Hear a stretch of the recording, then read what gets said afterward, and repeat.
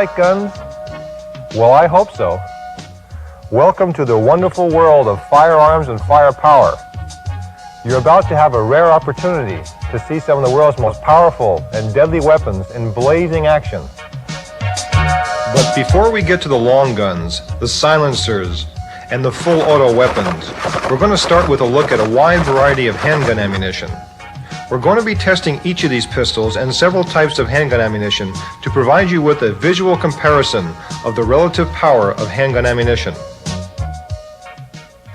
Why do we use the term power to describe handgun ammunition?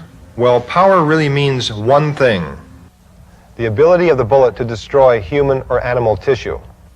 While not a subject of much concern to target shooters, the power factor is of great concern to those in law enforcement, security, and to those concerned with personal defense. On the streets and in the bush, a bullet's power means one thing: your bullet's ability to cause damage sufficient to prevent the bad guy from shooting back. We're not going to recommend a specific bullet or caliber. We're simply going to demonstrate the relative power of ammo types by shooting at a 1-gallon jug of water. There is one other important bullet characteristic you should consider, and that's the bullet's ability to penetrate. This is usually determined by the bullet's size and design. Let's take a look at some of the different bullet designs. There are solid bullets, some lead, some covered with a full metal jacket.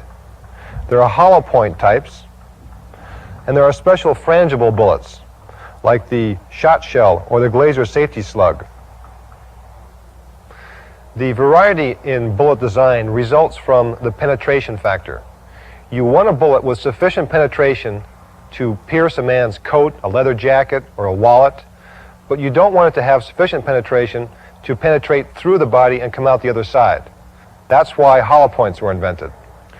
The idea of the hollow point is that the bullet, upon contact, will deform into a much larger shape. This will also create a more devastating wound, and it will prevent the bullet from penetrating through the body. We're going to take a look at all these bullets in action in just a minute.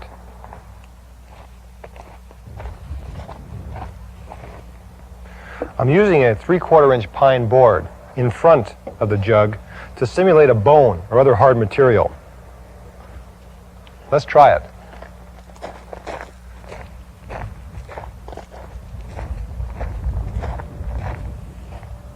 Our first bullet will be the .22 long rifle. This is a 40-grain lead bullet fired from a Model 70S Beretta pistol. Let's see what it does.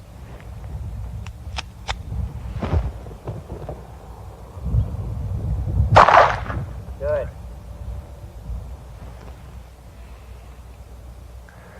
Now we'll try it with a high-velocity .22. This is a .22 hollow point with a stated velocity of about 1,500 feet per second.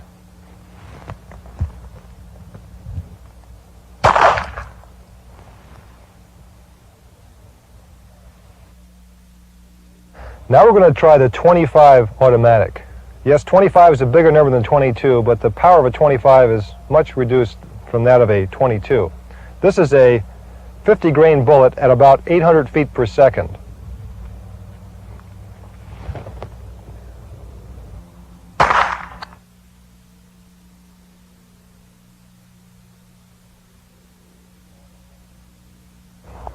This is a .32 auto, which is a very weak bullet. It's a 71-grain bullet, about 850 feet per second. We're firing it from a Walther.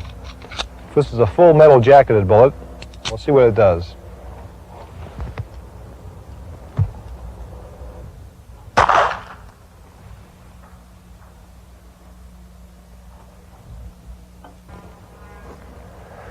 Now we're going to try a more powerful .32 round, the .32 silver tip. This is a 70-grain bullet at about 950 feet per second.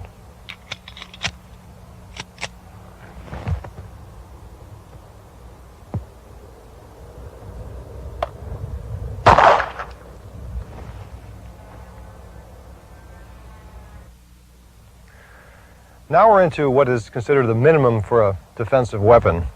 This is a .380, which is also known as a 9mm short. we're firing a ball round, a full metal jacketed round, a 95 grain bullet at about 900 feet per second.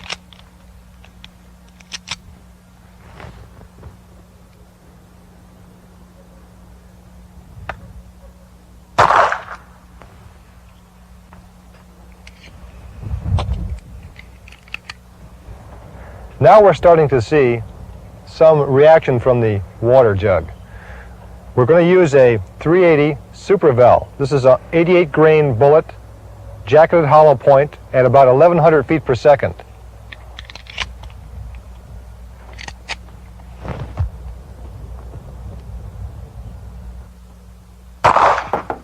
Whew. Nice. Now what you just saw with that Super Vel 380, that was what I would consider a minimum defensive load. But now we're going to try something unique, the Glazer Safety Slug.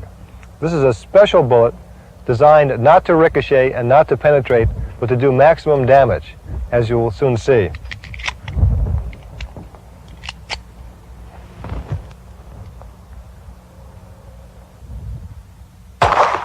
There. That was quite impressive with the 380 Safety Slug. Now we're going up to the 38 caliber, an old standby police caliber. We're going to use a 158 grain lead bullet at about 850 feet per second. The 38 and the 380 are not the same. It's a confusing use of numbers, but believe me, the 380 and the 38 are quite different.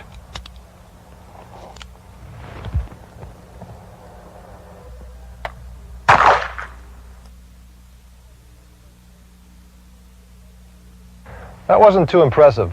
The 38 Special with the 158 grain didn't do anywhere near as much as the Safety Slug in 380.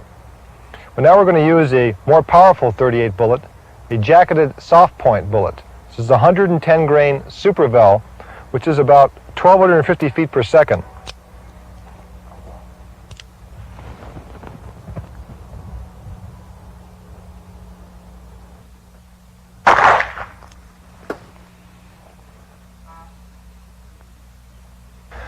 Now we're going to try the 38 Special Glazer Safety Slug. This is an even lighter bullet at 85 grains, going at much faster, about 1400 feet per second.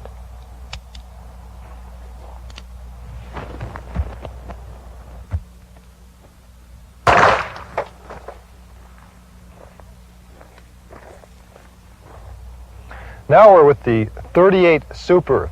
This is a 38 caliber bullet made for an automatic. It's a very powerful bullet. This is a full metal jacketed bullet, which is at 1150 feet per second, 130 grain bullet.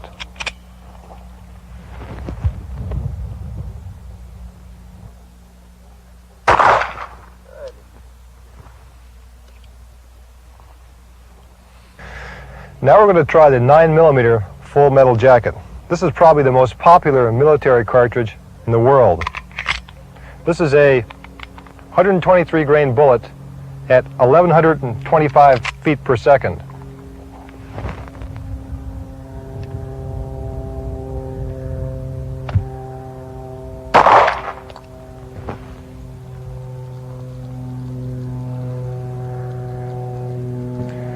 This is a 9mm Super Vel. It's a 112 grain bullet, jacketed hollow point, at about 1300 feet per second.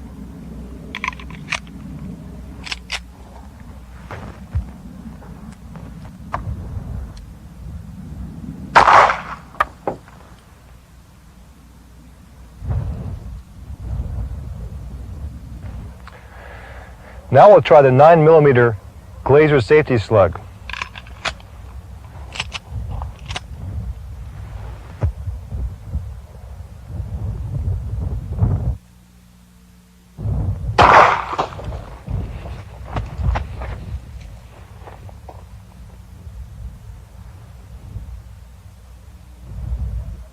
Now we're going to use the 357 Magnum.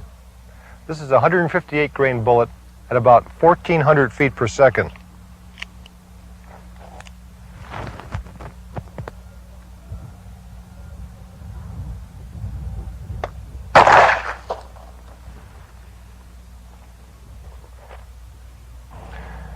Now we're going to try the Supervel jacketed hollow point, 110 grain at about 1,550 feet per second.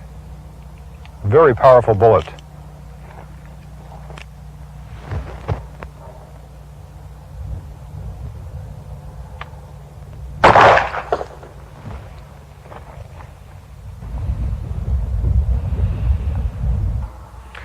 And now the .357 Magnum Glazer safety slug. This is an 80 grain bullet at about 2,000 feet per second. This will make a splash.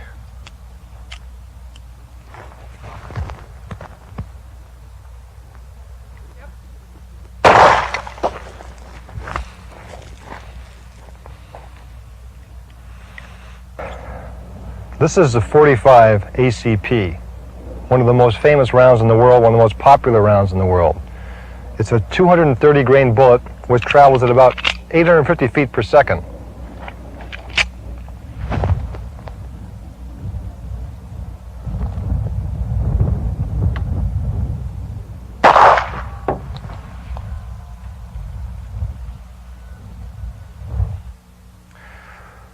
.45 caliber silver tip. This is made by Winchester. It's a very popular police round currently. It's a 185 grain bullet traveling at about 970 feet per second.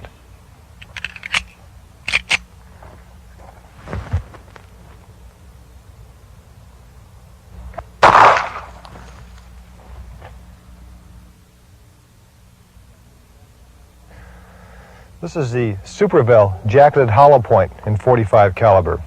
This is a 185 grain bullet at about 1,000 feet per second.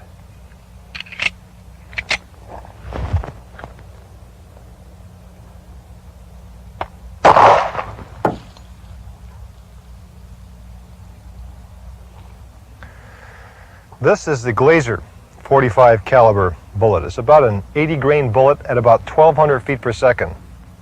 It'll make a splash.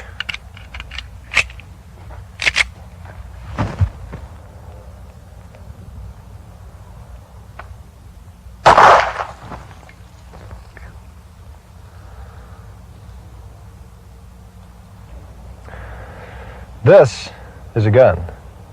To all you Dirty Harry fans, you'll recognize this. This is the Model 29 44 Magnum, 8 3/8 barrel. Probably the most powerful handgun in the world. We're going to shoot a jacketed hollow point, 240 grain bullet at about 1,400 feet per second.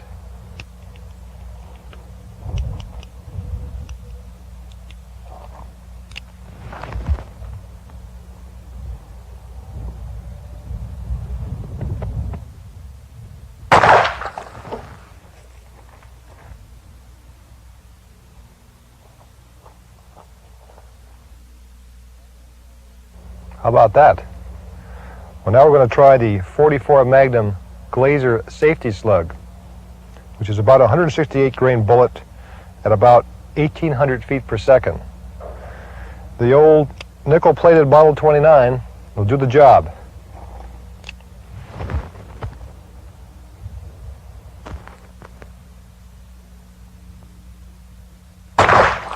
Yeah!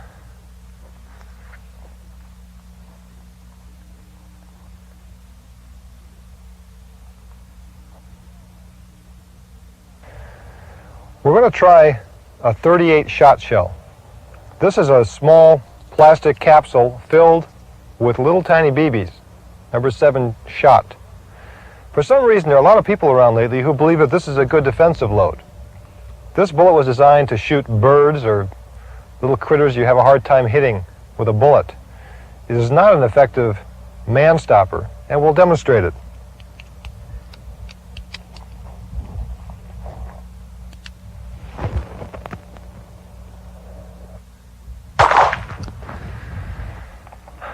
Nothing. I doubt there's even, oh, there's a little leak in there. Little bit of a hit. Certainly wouldn't stop a man, though. Let's even try it closer up. We've got one visible hole in it now. Here I am about 4 feet away, directly on. We have a few more holes, but believe me, I would not use this to try to stop somebody with. This is a bird load. Use it for birds. Here's the 3/4 inch pine board we had in front of the jug that we shot with the shot shell, a 38 shot shell. You notice that there was some leaking of the jug, but that was from pellets that missed the board. If you notice the board, there's no penetration at all. There's about, just dimples in there, maybe an eighth of an inch thick, eighth of an inch deep, if that.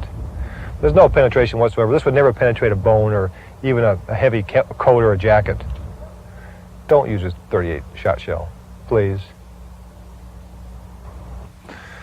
Okay, we just shot all these jugs, as you saw. Remember, in front of each jug we had a 3/4 inch pine board, which would simulate the substance of a bone or a wallet or a thick coat. This is probably not as tough as a sternum bone or a major bone in your body, but it is some obstacle to the bullet. We wanted to see if the bullet would expand enough to be stopped in the wood or penetrate through the wood and into the water jugs. Let's take a look at some of the water jugs. Start with the 22. 22 entered here, came out here. Not much power, went all the way through. We'll compare that with another bullet like the 38 158 grain lead. This is a very popular police round. Entered here, came out somewhere in here and split the jug. Now compare this 38 special to a 38 safety slug. 38 special safety slug. It entered here and did not exit. It just blew up the entire jug, split the jug. It used all its energy instead of exiting and carrying on. It used its energy to move the water around and just do a lot of damage. You can see a piece of the jacket still sticking out here. Let's take a look at some of the other calibers. We've got the famous 9mm ball, full metal jacket. Entered here, came out here, split the case.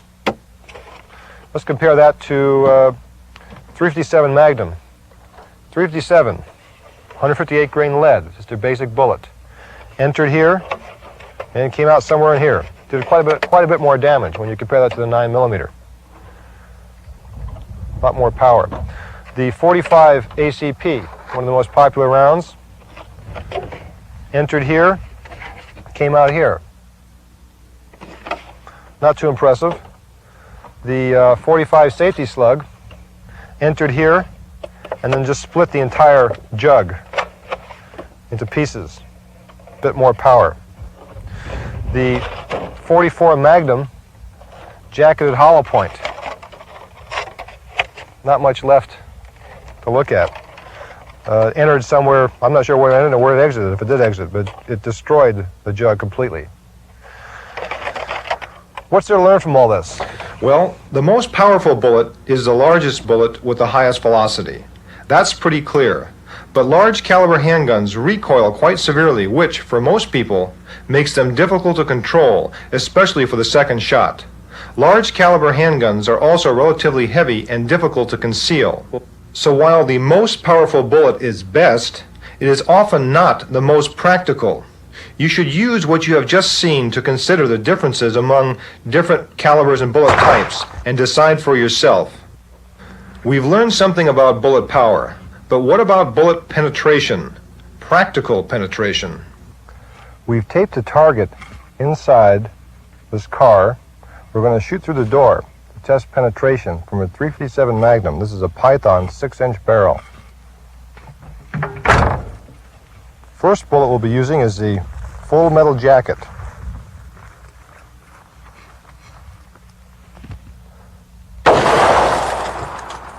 Now we'll take a look at the door. Well, there's no hit on the target, as you can see. There's no penetration through the interior. No hit at all. Next we'll try a higher velocity, but jacketed hollow point. 357 jacketed hollow point Superville.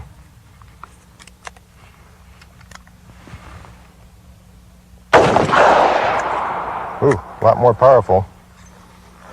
Nasty hole there. And sure enough, we have a hit. Actually, the bullet must have come apart Now we'll try it with a 357 armor-piercing KTW bullet. This, by the way, is famous as a cop killer bullet, which is a lot of nonsense because no policeman's ever been shot with it. The Teflon coating you may have heard about has nothing to do with penetration. Teflon coating is simply to protect the barrel because it's a very hard metal. Here we go.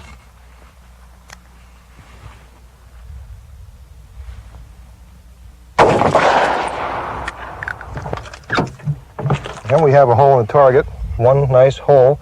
It did keyhole though. You can see it's not a round hole. It's kind of squared. The round went through there. It did not penetrate the other door. Next we'll try the Glazer safety slug. This is a special bullet, which is really not for shooting through doors, but we'll see what it does.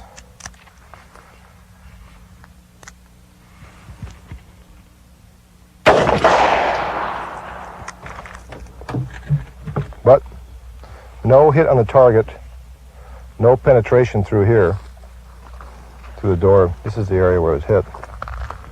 Yeah, right here. The bullet came apart inside, which is what it's supposed to do inside a body, but no penetration through the door. Okay, next we'll try another caliber. I'll replace the target and try another caliber.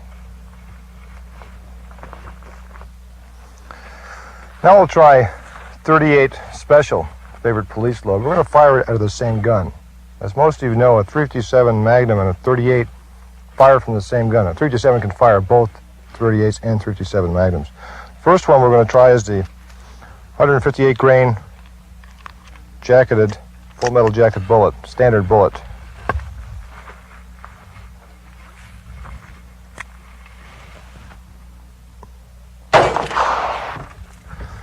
And no penetration at all on the target. No marking here at all on the door. Nothing. No penetration. Next we'll try a 110 grain jacketed hollow point 38 Supervel. Very powerful bullet.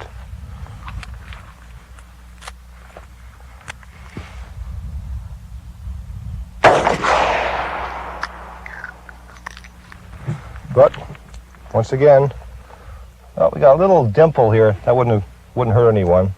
It did kind of break through right here. It probably threw out some piece of the molding here. But that's about it. Nothing effective. Essentially no penetration. No effective penetration. Next we'll try the 38 KTW armor piercing.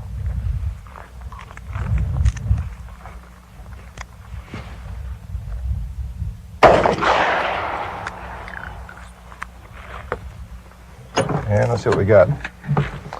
No penetration. No penetration through. Last we'll try 38 Glazer safety slug.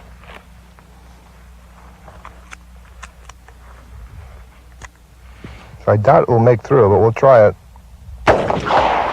Whew, bigger blast. Oh, no penetration to the target. So no 38 made it through the door. Now we'll try the 9mm. I'm going to replace this target. The other one threw away. Put a new one in there. And we'll try the 9mm. First round will be a 9mm full metal jacket. 115 grain bullet, standard military round. Take a look at it. Well, no penetration. We have a little dent here. Something came out and hit that, but nothing substantial at all. Next, we'll try the 110 grain Supervel hollow point.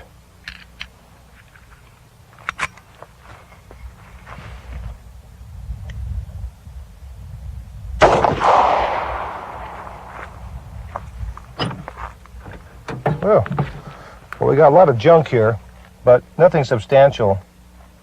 Just a lot of pieces of junk. Well, here's part of the bullet sticking in the seat. Here's part of the jacket. It's just stuck in the seat. That wouldn't hurt anyone. That would make you jump, perhaps, but wouldn't stop anybody from shooting back at you. Next, we'll try the the 9mm KTW armor piercing.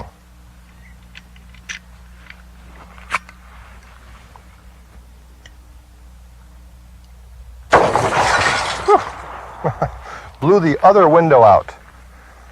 Must have gone all the way through. We'll see. Here we got one clean hole. It went clean through.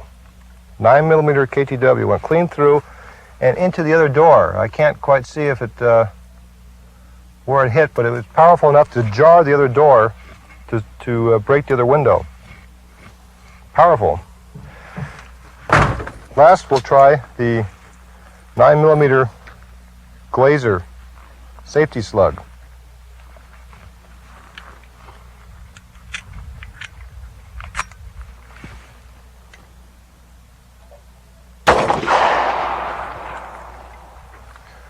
Big hole again. And we did get penetration on that. See that hole there? Penetration. That would have been enough to hurt somebody if the bullet stayed together that much. Here's where it came out. Replace our target.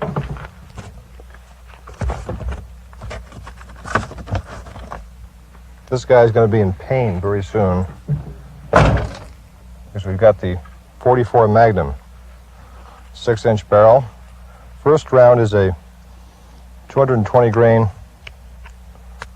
jacketed, half-jacketed solid bullet.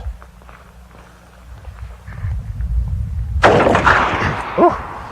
What a blast! Entry hole here. No penetration in the target. Now the Remington 210 grain jacketed hollow point. Whew. That was a blast.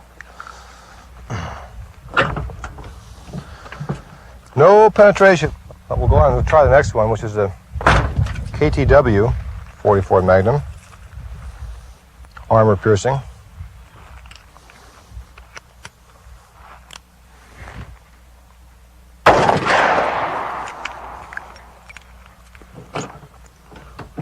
Still no holes, no marks. Put the target a little further to the right this time. Find a cleaner place in the door. And now we're going to try the 45. This is a 230 grain full metal jacket bullet first.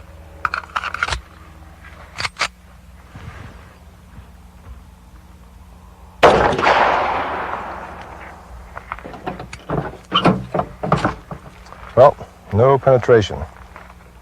Came out, it was in this area somewhere. No penetration at all. Next, we'll try a 45 Supervel.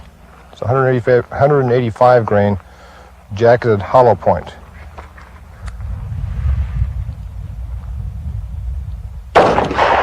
Oh, look at that entry hole. You see how the bullet expanded in that? Good God. Amazing. I doubt if it penetrated with that kind of expansion in the sheet metal. No, once again, no penetration. Next, I've got the KTW, 45 KTW armor piercing.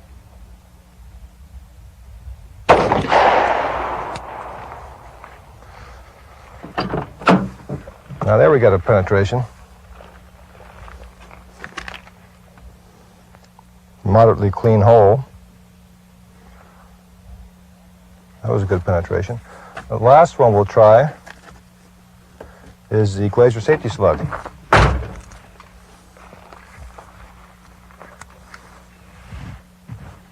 I'll try it below it.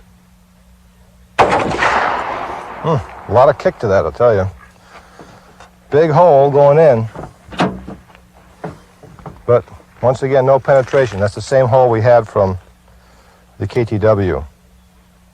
So we only have the KTW sneak through on the 45 calibers. Just KTW. What does all this tell you about shooting at car doors? Well, to be quite frank, it doesn't tell you too much. Because inside a car door, you have a lot of different things. There's a reinforcing bar that goes across here. You've got the operating rods for the windows. You've got the door handle mechanisms. There's all sorts of different areas in here. It's like a human body. Some areas are very soft. Some areas are very hard. Depends where you hit. What we're trying to show here is that there are few bullets that will reliably go through and penetrate a car door. With a handgun, you generally shouldn't shoot through a car door. That's really the lesson you should learn here.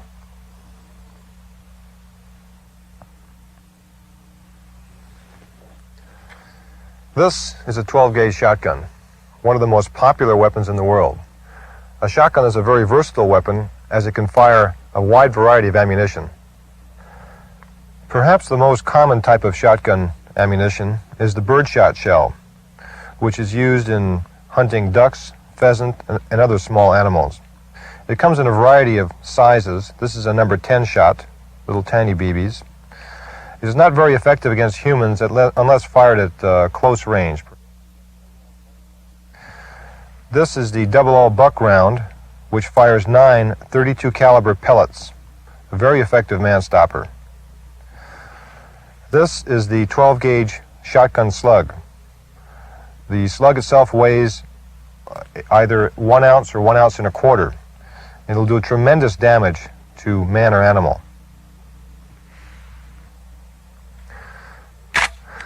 While the 12-gauge shotgun is a very effective weapon, most people don't realize that its range is quite limited when used with buckshot. This is a Remington 870 shotgun. It's a 26-inch barrel with an improved cylinder. I'm going to fire 00 buck with 9 pellets at each of these targets.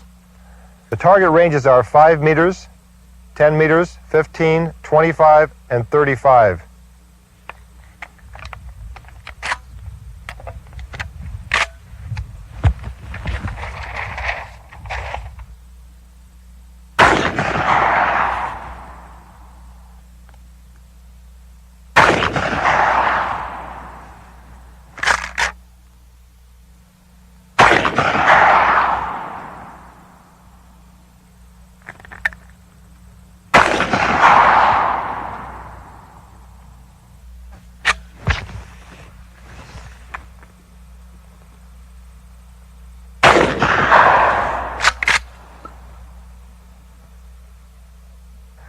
These are the shotgun targets we just shot with the 12-gauge 00 buck.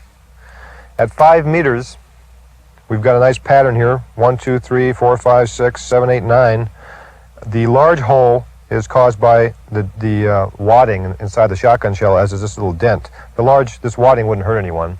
We've got a nice group of 9 shots. We go to the 10-meter target. We've got 1, 2, 3, 4, 5, 6, 7, 8, 9. Good center hit. A little bit high, but a good group anyway. Here we've got 15 meters. 1, 2, 3, 4, 5, 6, 7, 8, 9. 9 center hits. Be a good group. Now at 25 meters, we start to lose a little bit. We've got 1, 2, 3, 4, 5 center hits, and we've got 6, 7, 8, and we lost one. 25 meters. Still effective. We go to 35 meters, and there's a big difference.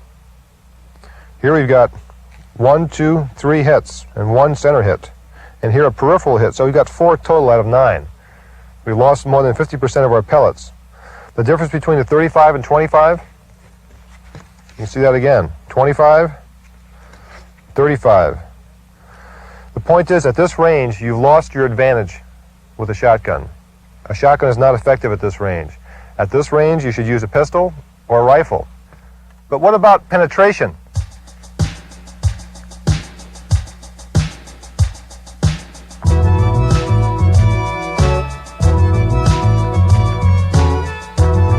I'm 10 meters from the car. We're going to use the 12-gauge 00 buck to try to penetrate the car door to hit the target behind it.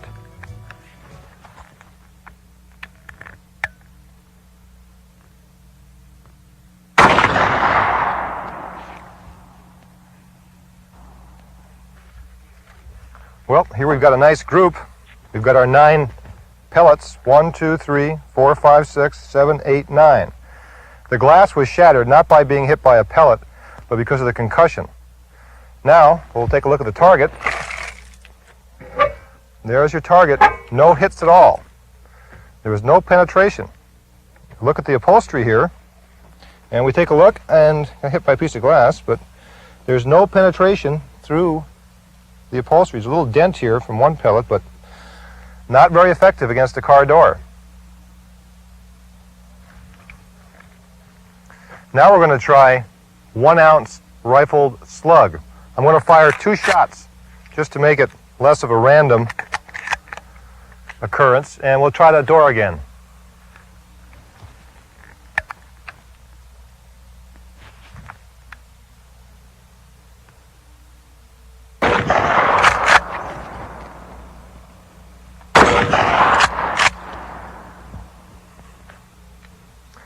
Okay, we fired that 12-gauge rifled slug, fired 2 shots into the car door, but they were a little too close together. And I'm afraid we're going to get confusing results. So I'm going to try it again.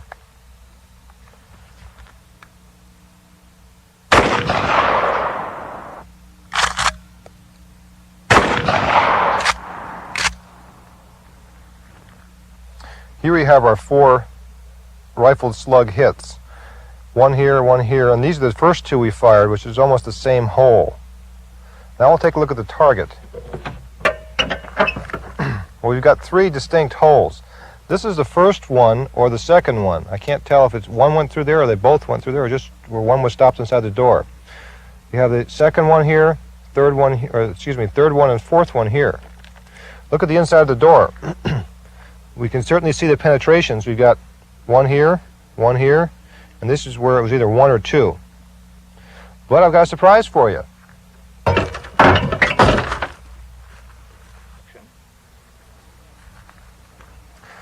Well, here we are on the opposite side of the car, and we've got 3 clear exit holes. We'll take a look on the inside. And we notice we've got 1, 2, 3, 4 holes here, so 1 shot did not penetrate all the way through. I found it sitting on the seat here, and there it is.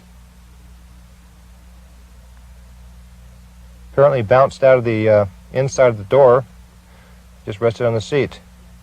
So we did have 3 penetrate completely through the car doors, both doors, and even 1 went through the seat. So what have we learned about the shotgun? It's a very powerful and effective weapon, but its range and penetration are quite limited.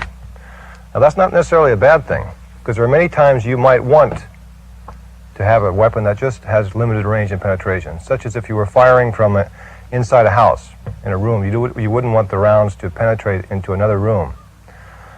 You can't beat the shotgun for power operations, like blasting a door open. And as far as using a slug, sure, if you can hit someone with a slug, you'll do tremendous damage to them.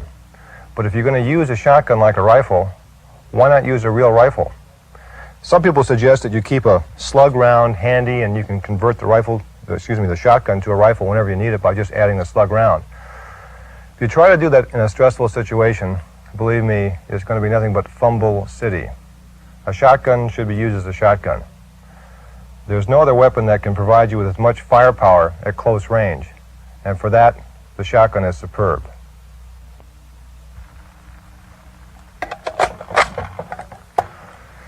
With rifles, we're not so concerned with power as we were with handguns. For rifles have plenty of power to stop somebody if you can hit them. There are 2 important things with a rifle. One is accuracy, your ability to put the bullet right where you want it, to hit someone. That's obvious. The other factor, which isn't often discussed, is a bullet's penetration. Because in real life rifle combat situations, you very rarely get a clean, clear shot at the bad guy. He's going to be hiding behind something like you are. So we're going to do a couple of tests today to simulate someone hiding behind such cover as brush, would be tree branches, bushes, leaves, or someone inside an automobile. Will bullets penetrate through them, and with what effect?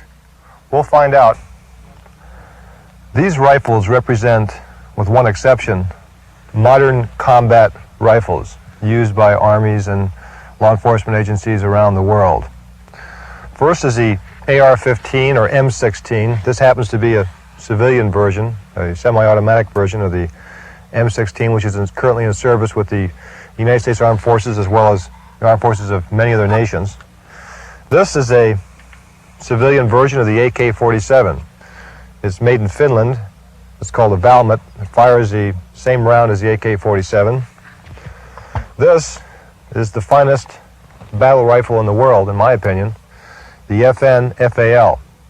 It fires a .308 NATO round, and it's currently in use in about 90 different countries around the world. Very, very popular weapon. This is probably familiar to a lot of you people. Is a 30 caliber carbine. This was originally developed and used in World War II, and it's still in service throughout the world. This is not really a rifle. This is a carbine. However, we're going to use this to compare the effects of this type of bullet against the effects of modern combat rifles. What we're going to do is first we're going to do some testing against light brush. We have small branches, leaves, and twigs, none thicker than about a ½ inch, stacked up in front of the target, which is 3 feet behind. A cardboard aiming card will be set up in front to determine exactly where the bullet hit. These are the 4 bullets we're going to be testing. First is the 7.62 by 51 NATO round, which is a 147 grain bullet which goes at 2,680 feet per second.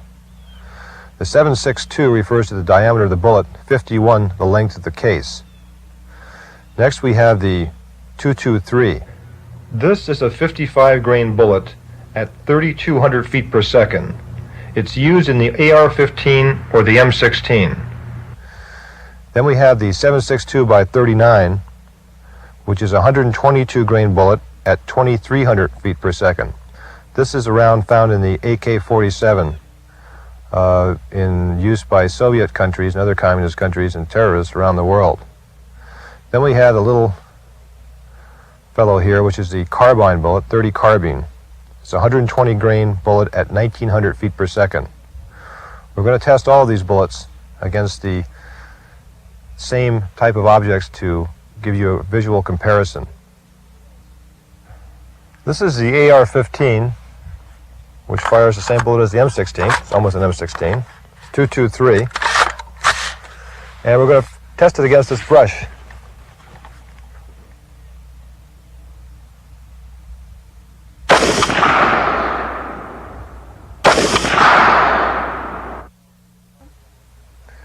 This is the target I just shot twice with a 223 through the brush. Now in front of the target I have a small piece of cardboard as an aiming point. This is in front of the brush. If you notice here, the holes in this are nice and round, the way they're supposed to be. You compare these with the holes in the target, which are quite different. If you notice, it matches exactly the shape of the bullet, sideways. What happens is that the bullet hit some of the brushy branches there and tumbled, started spinning around, and went through here sideways. Now, would this still hurt someone hiding behind that brush? You betcha it would. But there'd be no accuracy. If you were shooting at someone way beyond that brushy area that you're shooting through, you'd never hit them. The bullet would have no more accuracy because it's spinning. Remember one thing. A lot of people, for some reason, believe that bullets tumble in flight. Bullets do not tumble in flight, but they're not supposed to tumble in flight when they come out of a gun. They tumble when they hit, perhaps. When they hit the body or hit some brush, but they don't tumble in flight. So what we have here is the 223, a very light bullet, just clipping some of those little branches out there, and that was enough to start them tumbling. Now we're going to try the Russian round, the 7.62 by 39, out of a Valmet, which again is a civilian version of the AK-47. 2 shots.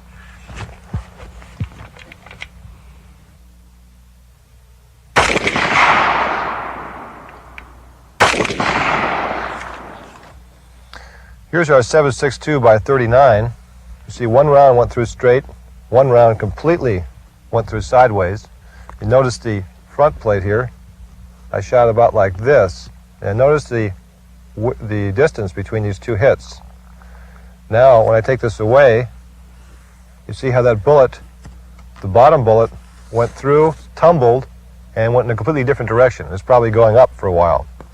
So the point is, if someone was hiding directly behind the brush, they'd be in big trouble, even though the bullet tumbled.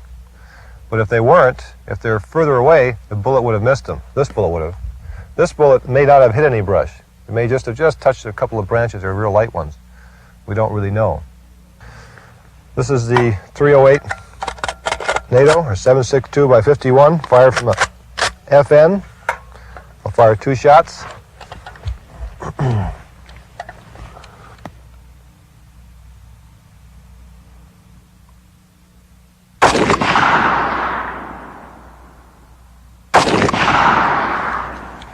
And now let's take a look at that target.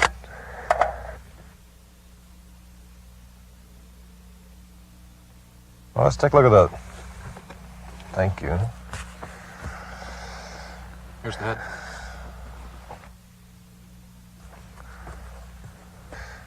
Here's our 308 bullets, 7.62 NATO, and you can clearly see that they tumbled also, which shows you that any bullet can tumble when it hits a brush. Here's the entries. It's actually this way, and that's what happened through the brush. So not only do 223s tumble, 7.62s by 39s tumble, but 308s can tumble too. Now we'll try the 30 carbine.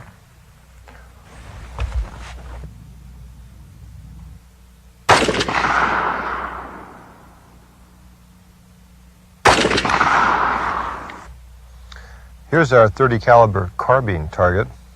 Notice also the bullets have tumbled. Once again, this is a cartridge with the bullet head, and this is the actual bullet. You notice here the size. I wanted to show you the relative size. It's quite a bit smaller. That's why the holes are sort of odd shaped compared to the other ones. But they tumbled just as well. Here's the entry holes. Entry hole here, and it's just grazed the top of that one there, and tumbling underneath. Went through the brush, hit something, caused the bullet to tumble. What we saw here is that all the calibers tumbled. Does it mean that a bullet will always tumble?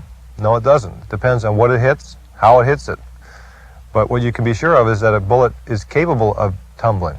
And if you're firing at someone who's far beyond the brush, you probably won't hit them if your bullet tumbles. Just for fun, we're going to try, as a comparison, the basic 45 with 230 grain full metal jacket hardball ammunition. Let's see how that makes it through.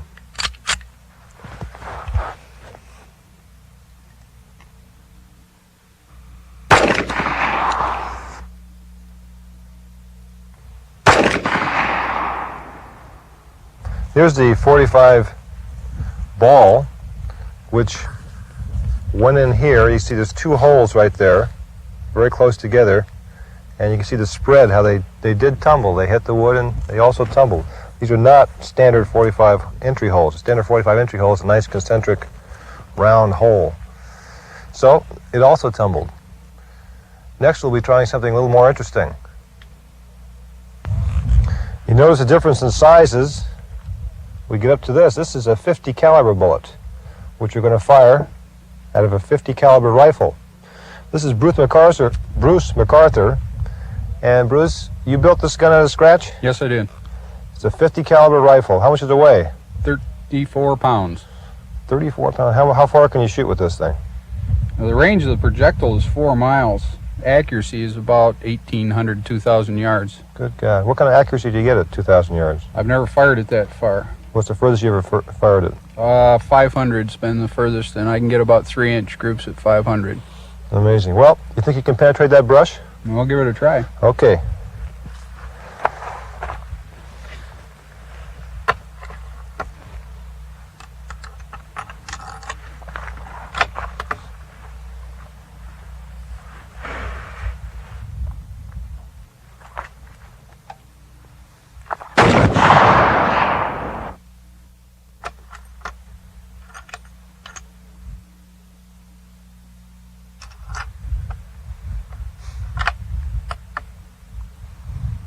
Fire again.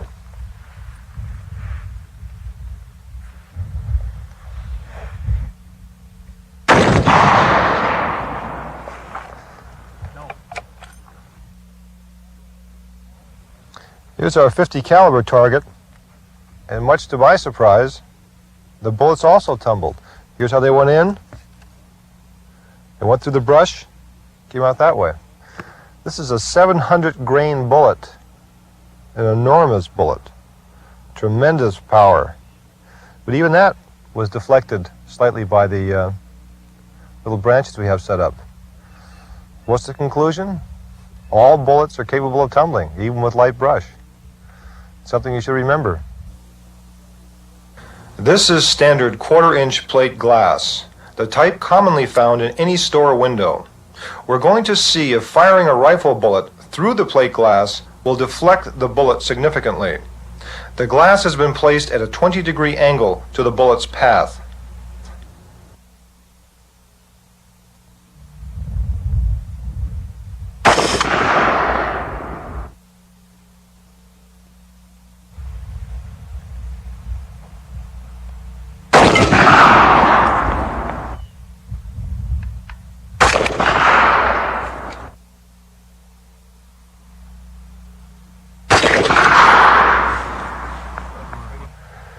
This is the glass we shot through. The glass was placed at about a 20-degree angle. Behind at about 8 feet were the targets. This is a standard plate glass that you'd find in any store window. The first one was a 223, which I was aiming for about here. Hit here, it keyholed. It was not a straight through hit. And notice the little marks all around. This is little pieces of jacket we determined later on, and little pieces of glass perhaps, but mostly jacket. The point is, with a 223, if you're aiming at someone behind the glass, you probably would have hit him. Even though the round had keyholed, you'd probably hit him. Let's go to the next one. The 7.62 NATO also was pretty accurate. You would have hit somebody behind them. You can see some little pieces of jacket here all around. Not bad. We'll go to the next one. This is the 7.62 by 39, the 7.62 Russian, or the AK-47 round. Now you see all those holes? That was actually one bullet. What happened is that apparently this is a very cheaply made bullet because the jacket separates from the lead core very easily. And I think this is where the bullet went, the lead bullet, perhaps, and the rest of the stuff is pieces of jacket that went through. The jacket wouldn't be enough to really damage anyone. It'd cut you up, but it really wouldn't put anybody out of action, where the bullet probably would still have enough power to do so, quite certainly. And also notice the deflection on that. It went quite a bit higher up here after it hit the glass and came apart. Then we go to the 30 carbine. Now it looks like there are two bullet holes in there. It's actually one bullet. And you notice I was aiming for this area. The bullet deflected up here and burst into at least two parts, perhaps a jacket and a bullet. You have two distinct holes here. So the point being in this one, with a 30 carbine, you probably would not hit what you were aiming at behind the glass, depending on the size of the target, of course. But we found some very interesting things, mainly that the glass is hard enough, even just a quarter-inch of glass, to separate a bullet from its jacket. Shooting through glass at 20 degrees. Now you can imagine shooting straight on, you'd probably have more or less the same effect. If we can shoot quite accurately, as we did, shooting at a 20 degree angle, shooting straight on should present no problem with accuracy, but it will keyhole the bullet and strip the bullet of its jacket. Now let's try shooting through laminated glass, a car windshield. A windshield is a lot tougher than plate glass and is almost invariably at a sloping angle. Let's see what rifle bullets will do.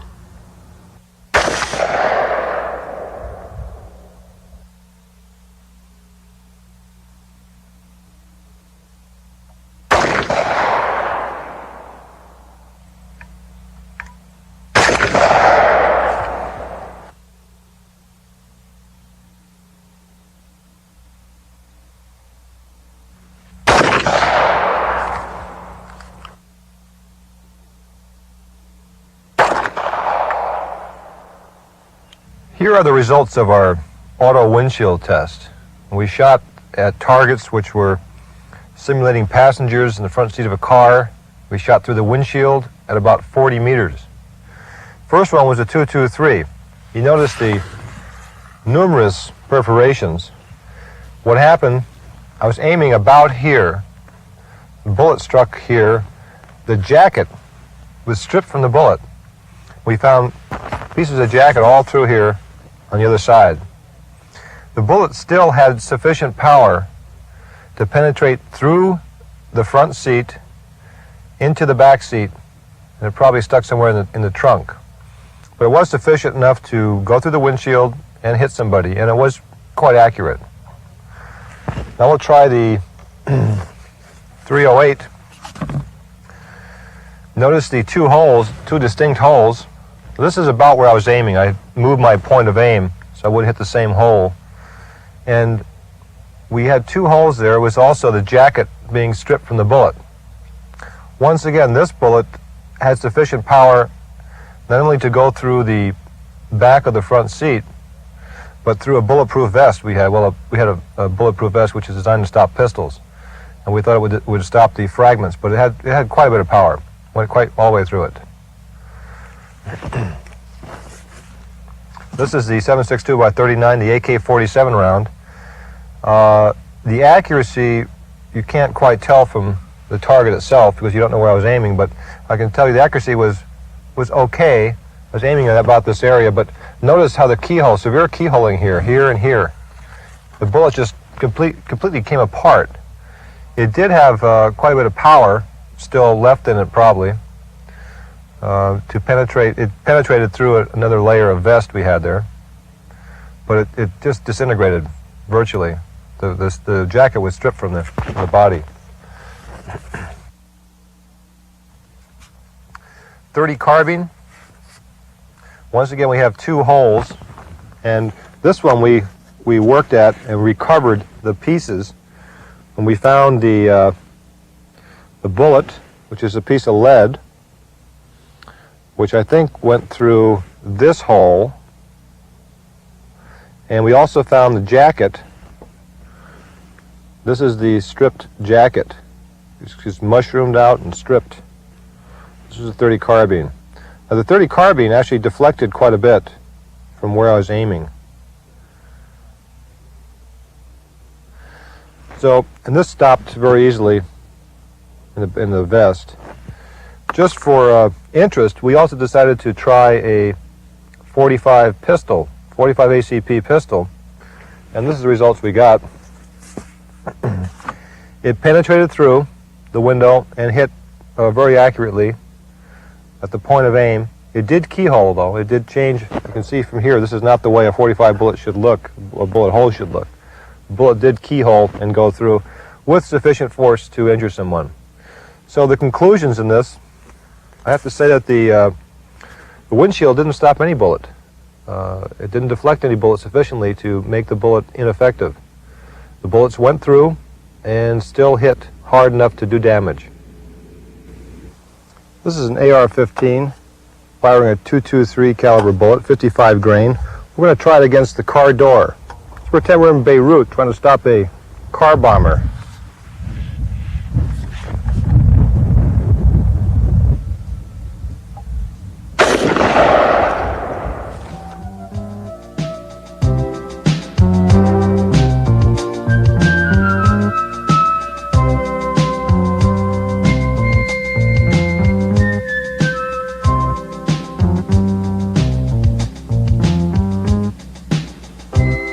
The .223 bullet virtually disintegrated inside the door. Only a few fragments of the bullet and the jacket made it through. The .223 was not effective. This is all that penetrated through from the .223. We have a vest behind the target, and that's all that made it to the vest. Pretty sad. That would not enough to hurt anybody at all. That's the bullet we started with. That's what we ended up with. Totally ineffective.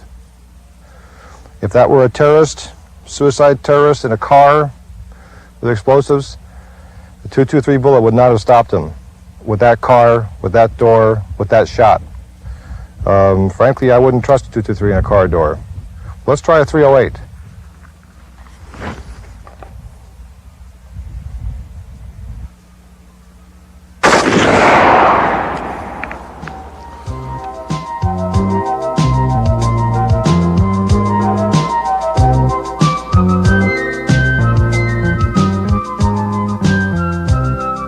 The 308 penetrated the door completely. The bullet continued on and went through both sides of the vest and out the other door. The 308 full metal jacket was very effective.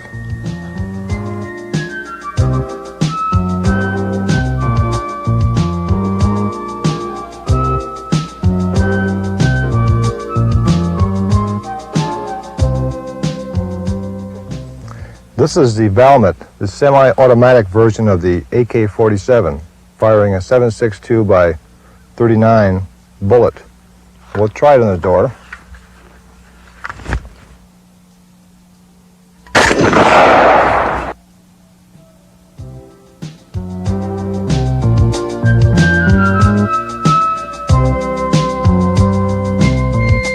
The Soviet 7.62 by 39 didn't do too well. Pieces of the bullet penetrated the door and went through only a portion of the vest. Marginal effectiveness.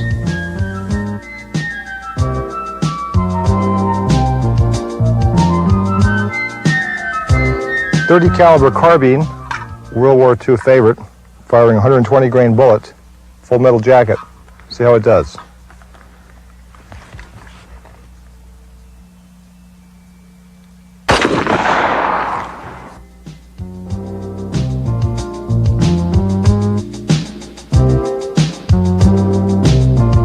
The .30 carbine bullet came apart in the door. Only a small fragment made it to the surface of the vest. Not at all effective.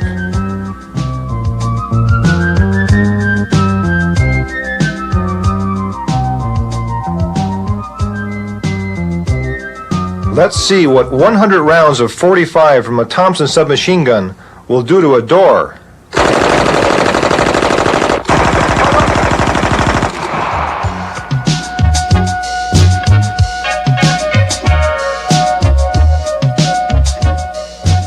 Well,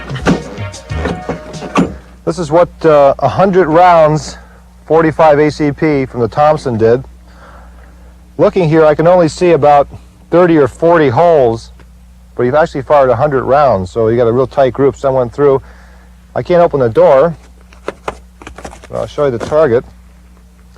You've got quite a few holes in the target. It's hard to see. Not all the rounds penetrated through. It's hard to tell how many did and how many didn't, but probably a third or a half of them penetrated through. Pretty devastating. Aren't you glad you weren't sitting here? This is John Powers, who's a master machinist, who's made a lot of amazing things. This is one of them. What's the range of this piece?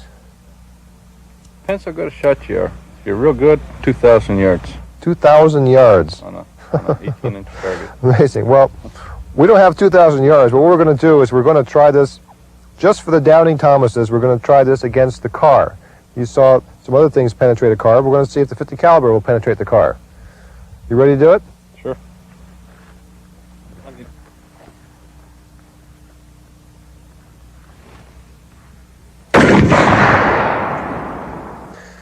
Here's our 50 caliber hole.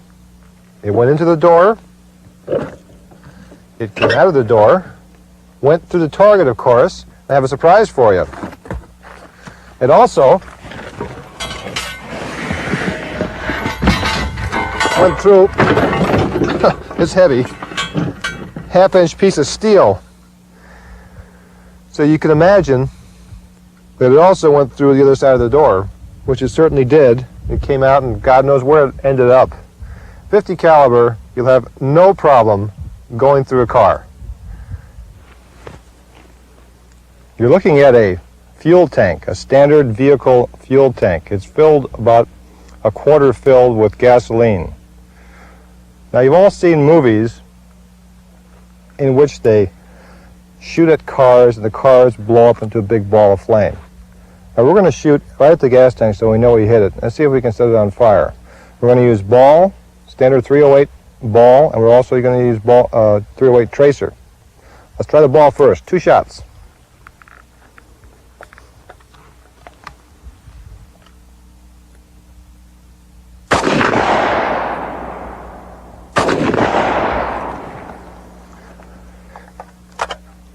Okay, now we're going to put 2 tracer rounds in it.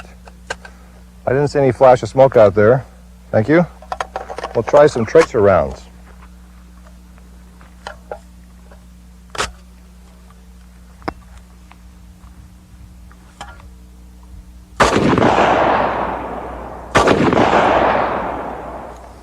Well, I think you could probably see the flash from the tracer going in there, but if you look out there, the gas is pouring out and nothing's happening. We'll try another tracer.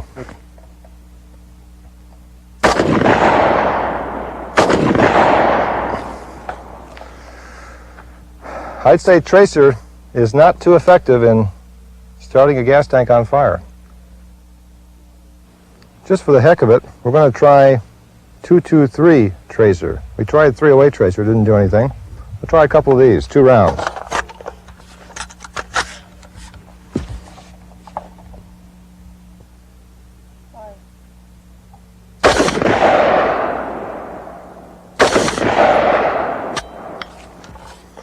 Nothing happening.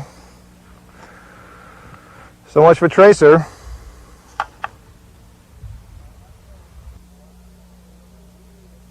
Now, I know some of you watching out there were really looking forward to seeing that gas tank explode. Well, we don't want to disappoint you maniacs, so we've set up 2 containers of gasoline, which are guaranteed to go up in a big ball of fire. Just watch. Well, Rich, that sure is a big one you got there. Oh. What the hell is that? That's a pair of earmuffs. You put them over your ears so you don't get their eardrums hurt when you're firing big guns. Oh! Big guns, in fact, like this 50 caliber rifle here of mine. This actually is originally a Mauser. It says Mauser 1918 on this. The serial number is 277. It was originally in a 13.2 millimeter. 50 caliber is 12.7. So the original cartridge for this was sort of a short, fat 50 caliber, slightly less energy than today's 50 caliber. But in World War I, it was designed, it would hit an early tank, which had about a 1-inch plate steel in front of it, which was good enough to stop even a 30-06 armor piercing. But this big old thing would just hit that 1-inch plate of steel, go crashing through. So a big hunk of lead going about 1,000 feet a second, and a big piece of steel going bouncing around inside the tank until it hit something soft. I was corresponding with a writer from England who had inquired in a gun magazine about anyone who had these old rifles, these Mausers. This was the first model anti-tank weapon ever made. And it turns out that in the Enfield Royal Arms Museum in Enfield, England, there's a gun similar to this with a serial number 300 something and a sign that says world's oldest known anti-tank weapon. Well, this being serial number 277, the English writer wrote back, who's doing a book about these, says, "Gol blimey, and looks like you've got the oldest known anti-tank weapon in the world, this particular gun right here." Someday I'll go over to the Enfield Arms Museum and spray paint in their second oldest. But anyway, we're going to fire a 50 caliber, unusual round. This is a style of a Glazer safety slug. It's a hollow bullet, completely filled with number 6 lead shot suspended in oil. And we'll fire it into this gasoline with a burning torch behind it and see what kind of reaction we get. Now, if you watch real closely on the tape... Oh, gonna shoot. Okay, hang on, let me get set. Let me tell you set, Richard. Don't shoot until we say so. Here, get the camera. Get down. Don't shoot until we say so. Okay. You're going to shoot? It didn't say so.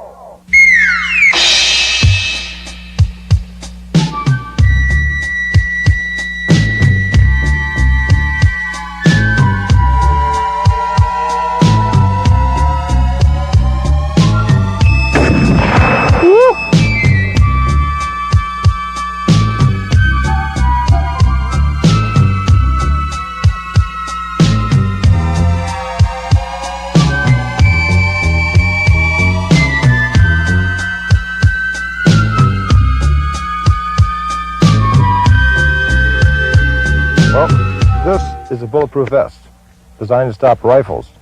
It was created by a man who had a lot of intelligence and a hell of a lot of courage, because he was the first man to ever test concealable soft body armor. And that's Richard Davis. Come on out here, Rich. Big hand for Rich. Clap, clap, clap, clap. Okay. Tell me about this vest. Well, this one, as you can see, it worked in rehearsal. This is Second Chance Hardcore 3. It's sort of a go anywhere, do anything type vest. You can take the pad out of here and put it inside a deep cover shirt. You've got a rig similar to this, where you can put it on, wear it concealed, goes through airport metal detectors. It's sort of the Soldier Fortune model. We have a Hardcore 2, which is smaller and real cheap. I call it the Peruvian Private model. And we have a Hardcore 4, which is bigger, comes from here all the way down below the groin. And that I call the World War I model. And that 10,000 men come out of the trenches and go against machine guns. You want to have that on. This is sort of the basic compromise all around. This is for rifles. For rifles. There's no vest that is totally bulletproof. On the other hand, there's no bullet that can't be stopped. This is designed right here, will take a 30 caliber rifle. This vest, as Alex is wearing right now, will indeed stop a .458 Winchester Magnum. However, today Alex is first time for him here, so he's a little nervous, but we'll just hit him with a .308 NATO ball rather than a .458. We've got 5 rounds in here just to show you what we got. Oops, ears. I'm just going to fire them here in the dirt. I'll fire 4, I'll leave 1. We got 1 left. You know where you want to put that?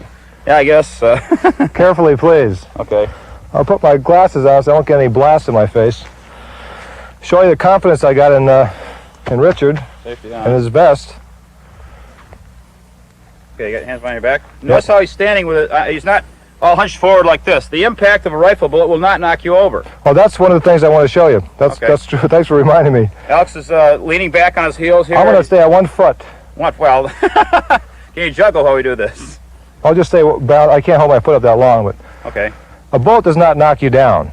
Your reaction to the bullet knocks you down. We in okay? Yep. Okay. Try and get it right.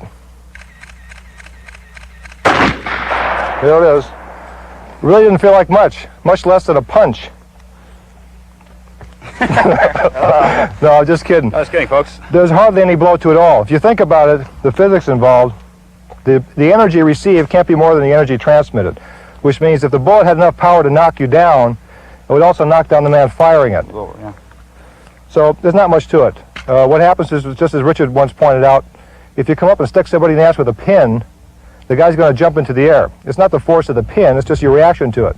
When you're shot, it upsets you. It may hit your nerves, you may jump into the air. I can show you here. Where did that hit exactly? I didn't see. Right here. Yeah. Right here. Had your eyes shut. We'll cut it. We'll take it apart after. I think you know that it didn't penetrate, or I wouldn't be standing here talking. Run like 40 miles an So hour. what are you going to do with this stuff? Oh God, I got to do that.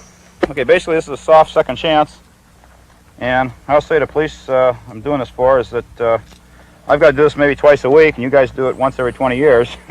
So what I use here, instead of, I don't have any metal or inserts in the soft vest here, but we resort to using some magazines just to take the shock out of it, because if I didn't do that, my chest looked like a piece of raw hamburger, and I don't get to kill anybody afterwards either.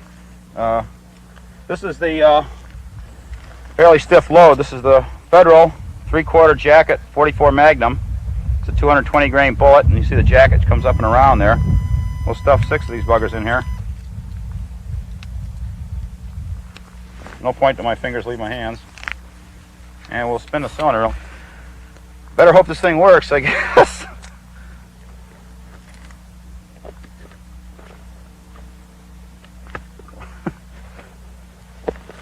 It's an ugly pimple you have there. Yeah. These vests cost roughly $300 a piece. We can let's have a discount on this one.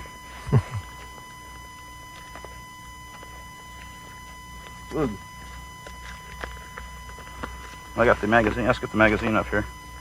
Whoa. Magazine doesn't even want any part of this stuff. And to dispel the myth of multiple hits, we're going to let the round go right about here, maybe. Same area as this previous 44 Magnum was. That was the last demonstration. Like I said, I do this for a living. Very hard on these shirts, but I get them free where I work. Where's that, Rich?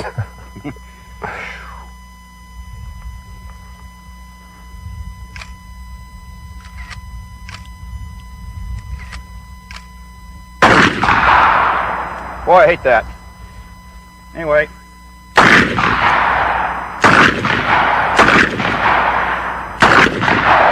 Love it.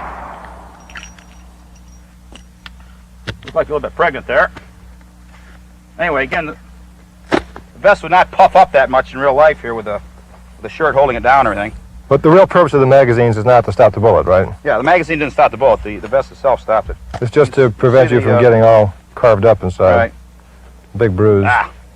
Rich, I'd like you to Yeah. shoot me again one time. I want to carefully balance that 1 foot to prove the point about the bullet not knocking you over. Got a crazy You pick man up here. that, Cutting into my act, you know.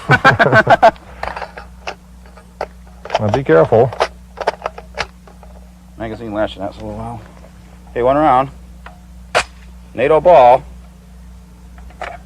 It's out of there. What the heck? I want to balance that 1 foot. Okay, I'll shoot right here. And Okay. okay, so you can get a good angle of that. He's I'm on 1 foot. Got him balanced on 1 foot. Yep. Okay.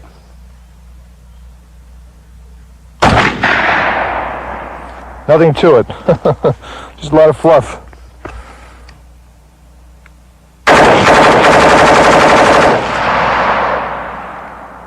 Looks like fun, doesn't it? Well, rocking and rolling on full auto is a lot of fun. But that's about all it is. In a real combat situation, going full auto like that is nothing but a waste of time, a waste of ammunition. I'll show you what I mean. As an example of fully automatic fire, I've got a rifle here with 20 rounds loaded. I've got 5 bad guys down there. Now in the movies, if you have 5 bad guys charging the hero, he would stand here, put this gun on full auto and spray the area. All 5 would fall down and die. Well, in real life, it doesn't work that way. Full auto fire is very hard to control, very hard to fire accurately. I want to give you a demonstration. I've got a timer here which will time me, and it will stop on my last shot. We'll see how long it takes. I'm going to try my best to hit those 5 targets with 20 rounds.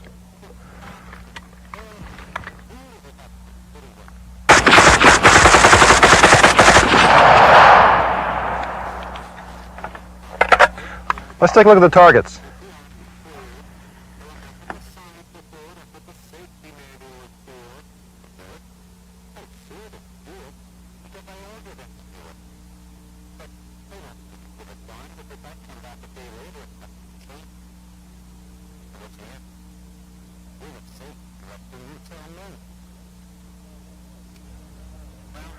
Well, here's my 1 hit. Out of 20 rounds, I got 1 peripheral hit. I tried hard to hit all those targets. That's the best I could do. I got 1 hit out of 20 rounds on 5 targets. Now I'm going to try something else. I'm going to try with 20 rounds. Well, I'm going to try to hit the target once each. 1 shot, 1 hit. We'll see how that works. Put it on semi-auto. Start my timer.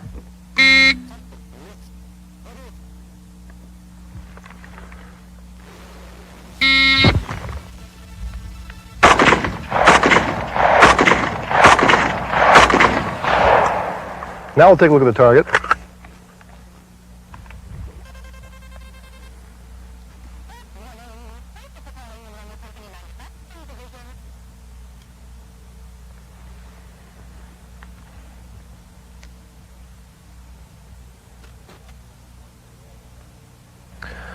.42 seconds.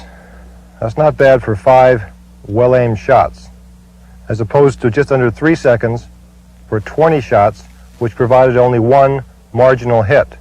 I'd much prefer to have 5 good hits, 5 dead bad guys, than 1 slightly wounded bad guy and me with an empty magazine.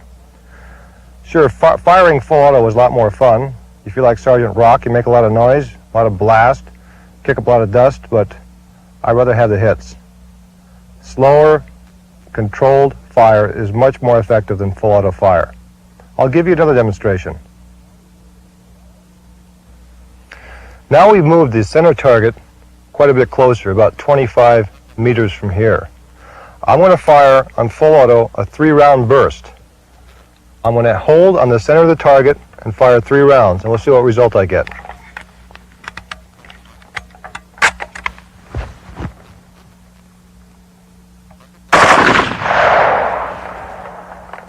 Now we'll take a look at the target.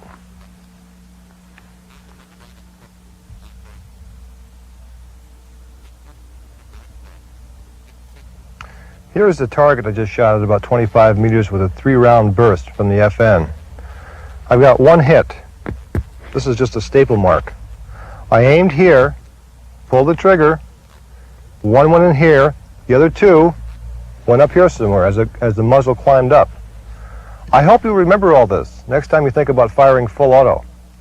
Full auto should not be fired from a rifle in most situations. It's a specialized use for various things, which we won't go into, but for general hitting your target, don't go full auto. One shot, one hit.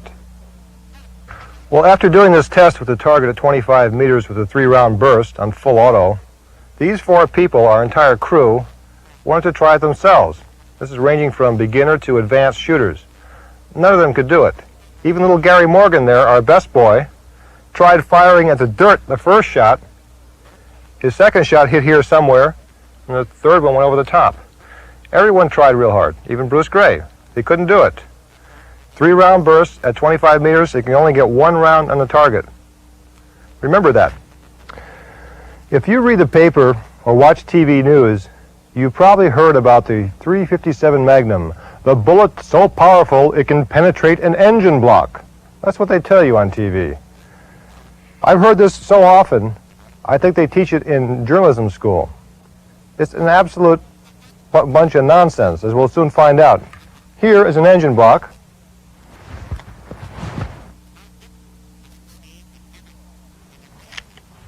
From about 3 feet away.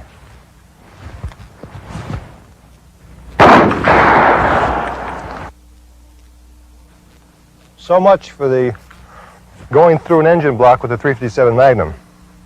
All we have here is a little mark, a little indentation on there.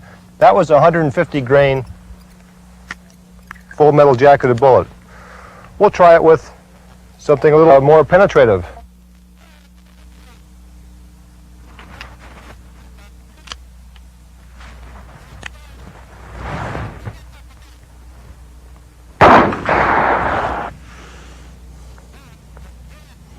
There it is, just a little mark on the wall here.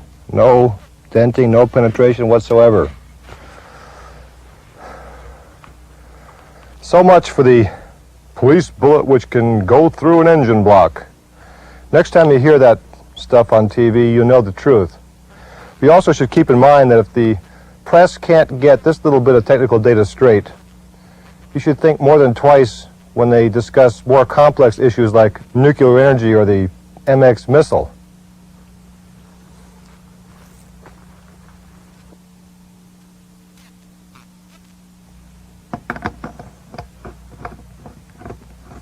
Perhaps the most exotic weapon component of all is the silencer, or more properly, the suppressor. I'll tell you why that's a better definition in a minute.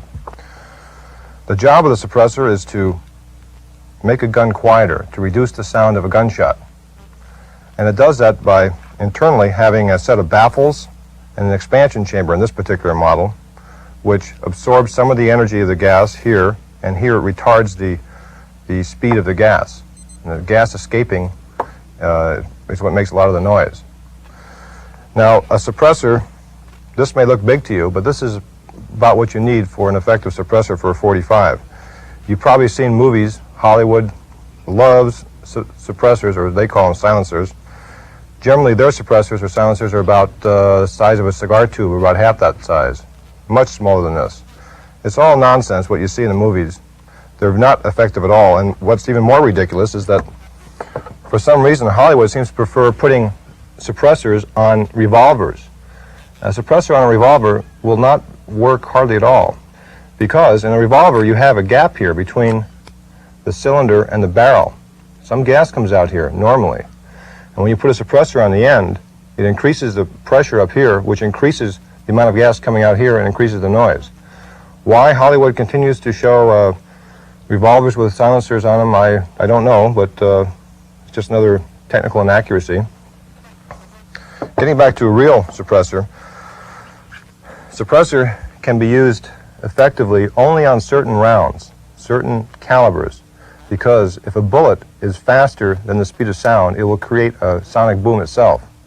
So you either have to use like a .45, the bullet of which the bullet is subsonic, or if you're going to use a caliber like a rifle caliber, you have to download the ammunition, make it specially so it won't go faster than sound if you want the maximum effect.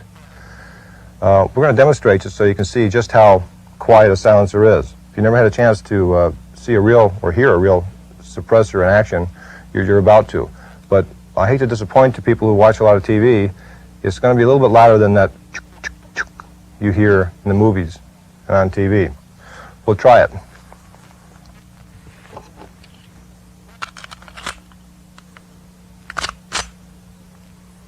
Here's a suppressor. Here's what the sound sounds like. 45. It's loud. You notice it also, I don't know if you could notice, but it did not work the action. It did not eject the shell. Because of the gassing, the gas porting in here, it takes a lot of the energy out of the bullet, and the barrel is held on to this thing, and it can't move back and forth, and I have to work it by hand. So it'd be a single shot weapon, but you wouldn't go around hosing down an area with this thing anyway. Now we'll fire one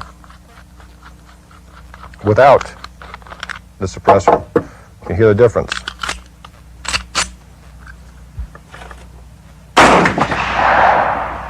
A whole lot louder. Put this back on for another comparison.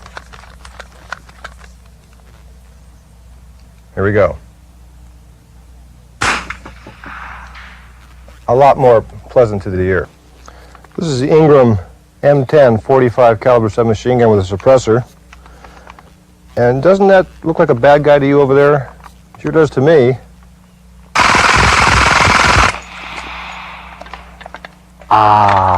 Nothing like it. Nothing like it.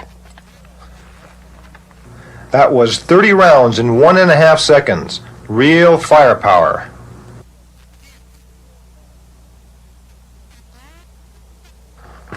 This is a Ruger 1022 made by the old Military Armaments Corporation.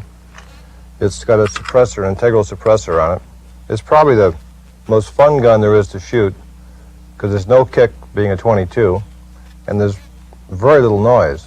You probably get as much noise from the clacking of the bolt as you do from the bullet. I'll demonstrate this thing.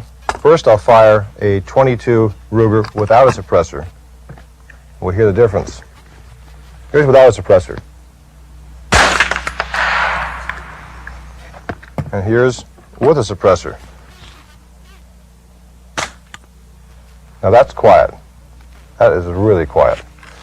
What's nice about this is you can fire from a 10-round magazine. You can put them all with the scope. You can put them all in one area. Bang, bang, bang, bang, bang, bang, bang, bang, bang. No noise, or very little noise. It's a real beauty. This is a pistol that's often shown in movies, TV. It's a Ruger. This is also modified by Military Armaments Corporation. It's not quite as quiet as you think it is, but we'll show you here.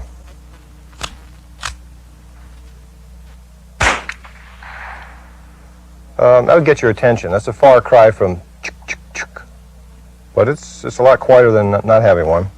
Now for some fun stuff. This is the Ingram M10 45 submachine gun with a suppressor. Now, this is on full auto. Safety is off. Watch what this sounds. Here we go, 30 rounds. It's also a lot of fun. We have other suppressors for rifles. This is a AR-15 or M16 with a suppressor. Now this suppressor reduces the sound considerably, but it's still a very loud noise. These were used in Vietnam quite a bit. I think they're still in use by the armed forces. What it does is it doesn't make it possible to shoot somebody in a crowded bar without someone noticing it. But it does allow you, if you're in the woods or in the jungle, to shoot without the sound of the gunfire going, say, 5 miles or whatever it would travel. It would probably go, a fourth or maybe even a fifth of the distance. So it just keeps your sound level down. Also, we call suppressors gentlemen's accessories because with using a suppressor, you don't need to wear earplugs or earmuffs to protect your ears. We'll demonstrate this.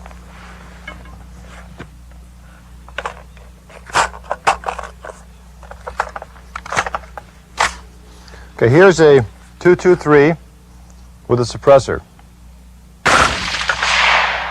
Full auto, too. Now I'll fire a single shot so you can hear the difference. There's one shot. Now I'll fire one from a standard AR-15. Same ammunition. Listen to the difference.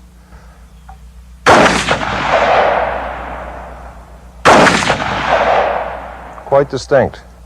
This one's painfully loud if you're not wearing earplugs like I am. That one is comfortable to shoot. It's a heck of a difference. That's why we gentlemen prefer suppressors.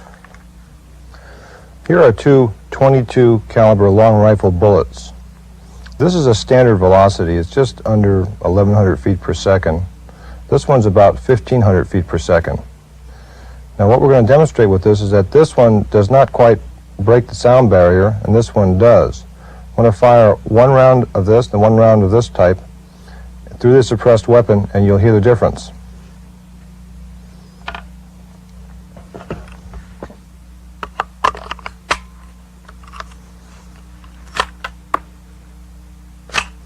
Okay, first will be the subsonic round, the standard velocity round, which is just under the speed of sound. Listen carefully.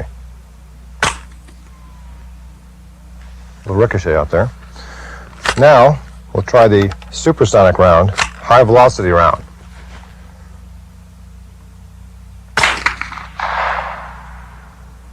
You heard the sonic boom out there. That was the crack of the bullet breaking the sound barrier.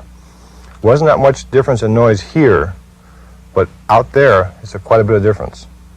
That's the difference between the suppressed round, the subsonic round and the hypersonic round.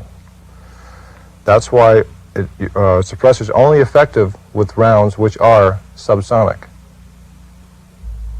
This is a very special briefcase.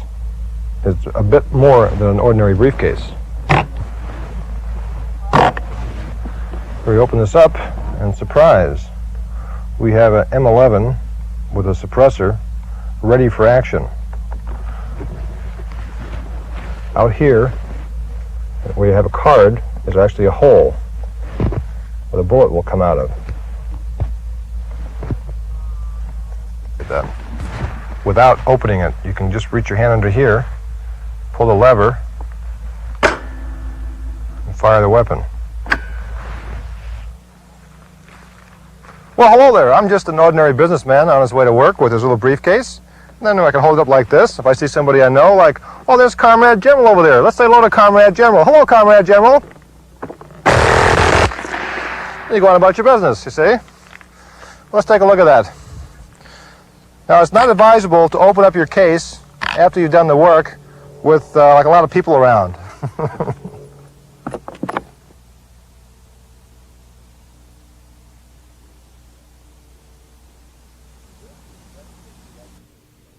This is the M60 light machine gun. It fires a 7.62 NATO bullet from linked belts at a rate of 600 rounds per minute.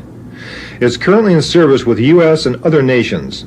Unfortunately, it is a rather poorly designed weapon, for among other reasons, there are a half dozen parts in the M60 which can be installed backwards or upside down. Mistakes just waiting to happen. And as you know, in the field, waiting mistakes do happen. This isn't really the way to shoot it, but it's a hell of a lot of fun this way.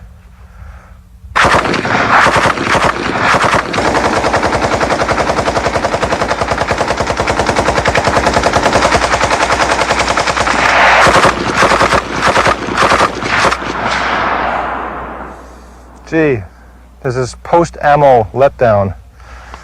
A lot of fun. This is the 50 caliber Browning heavy machine gun, the Ma Deuce. It is one of the finest and best designed weapons ever produced. It fires at about 500 rounds per minute.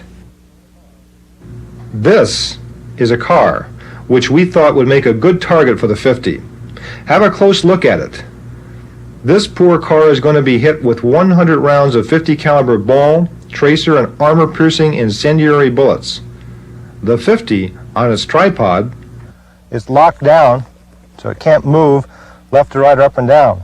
The traverse and the elevation are controlled by dials so I can adjust.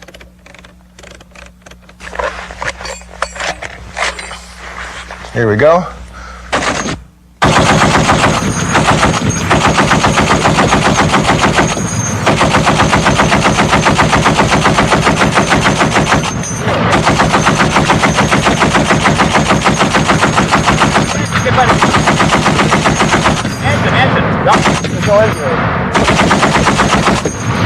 There you, beautiful, beautiful. Last one got him.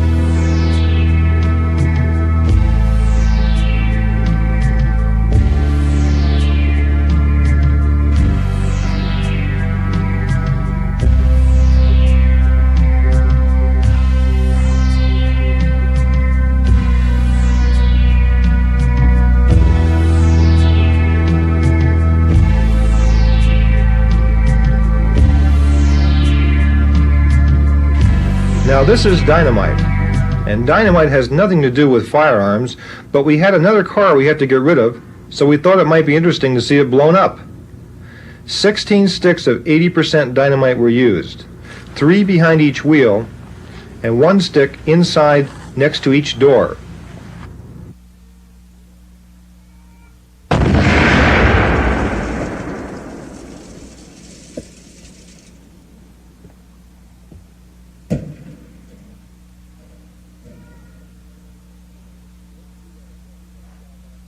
Let's see that again in stop action.